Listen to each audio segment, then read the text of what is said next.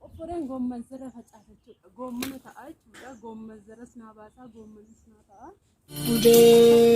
Chanarra dagaagee na waame bosona keessa sila barbaachuun ana argu suuqa dhoksaasi na waame safuudha kan.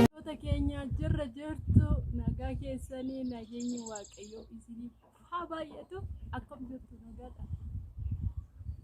Nuti jirra nagaa keenya nageenyu badhaadha. Nagaa keessanii jirtu miti nuti jirra nagaa keenya irra maalan hojjedha seetanii goommana koo argaa jirtu na fakkaata hin mul'ata ganna keessan dhaabachuu qabbarana garuu dhugaa dubbachuudhaaf baay'een irraa nyaadhe jechuudha. Gizee baay'ee irraa nyaanne irraa yeroo waxu sana fufaa isuma kusheetanan xabbasaa baay'ee na danda'e jechuudha. Dhugaa goommanni birrii 20 amitti kana kaawwachuudha firee 10 guuttu garuu ani kun baay'ee na fayyade jechuudha. Inna baay'een jaalladhe jechuudha.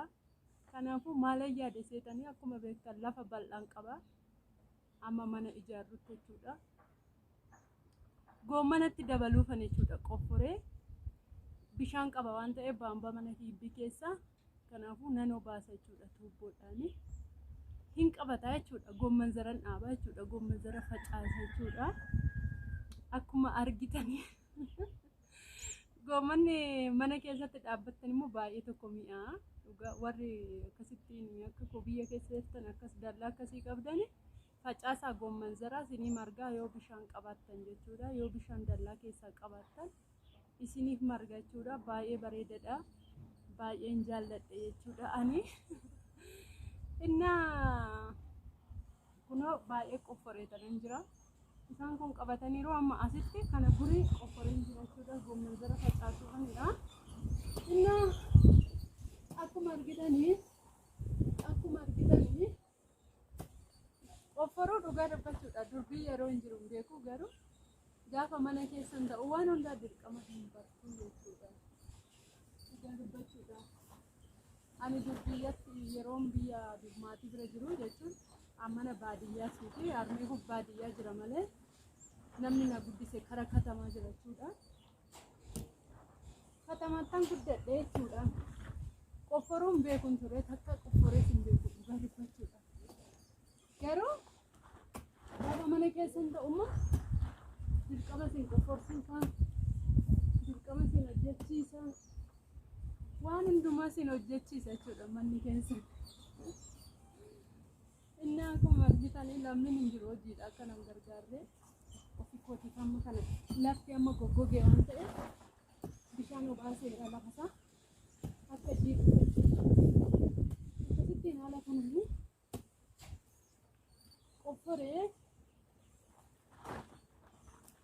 qofforeen goomman zara facaasa jechuudha. Goommana ta'a jechuudha. Goomman zaras naa baasaa, goommanis naa ta'a. Amma sanyiin hin argamu waan ta'eef yeroo kana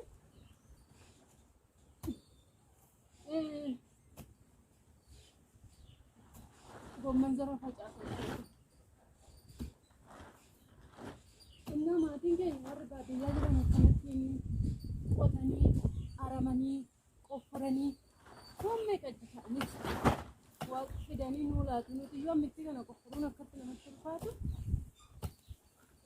nama hojjechaa jirutu beeka jechuudha hojiisaa. Inna maatii keenya warra baadiyyaa jiranii fi baay'ee nama gaddisiisu dhugaa akkanatti qofforanii, aramanii, dugdaa cabanii waan meeqa ta'anii katamaatti xaafii isaa midhaansaa fidanii warri katama dadhabbii tokko malee birrii isaaniitiin bitatanii nyaatu jechuudha. Garuu warri baadiyyaa baay'ee rakkatanii fidu. Inni akkasitti qofforaan jira. Anis mucaa gabaree ta'een jira. Gabaree ta'eera jechuudha. Inna dhugaa baay'ee ulfaata jechuudha. Waa qofforanii facaasanii kunuunsanii haramanii wanti dhaabee buriin naa qabatee jira. Ganna darbees gallee ataakiltiin dhaabee buriin naa qabatee jira. Guyyaa tokko isiniin agarsiisa jechuudha. Dadhabbii koo guyyaa tokko isiniin agarsiisa jechuudha. Yeroonni gurguddate. Dadhabbii ganna darbe qofforee dhaabaa bayaa ataakiltii. Bu'aasaa tokko kunoo gommana argee irraa nyaadheera jechuudha. Appiliis qaba. Kuukiis qaba. Waa baay'een qaba jechuudha dallaa keessaa. Innaa guyyaa tokko yoo dhuftanii siniin jedhashi gommana namni eeffadhe waan ta'eef maafan dabalee hin dhaabbadhu dallaa keessatti. Silaa lafti duwwaa taa'a. Silaa bishaanis jira dallaa keessa. Maafan hin dhaabu jedhee yaadee jechuudha. Qofforuu jammare jechuudha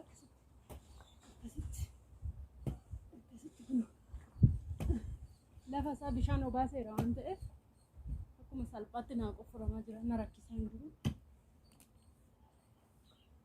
Ilaala.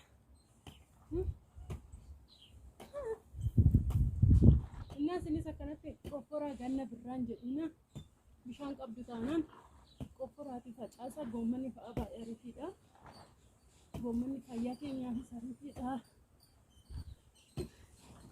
Dallaa keenya keessaa immoo kunnee yeroo nyaannu baay'ee namatti tola. Namni warri dallaa qabdan fa'aa bakka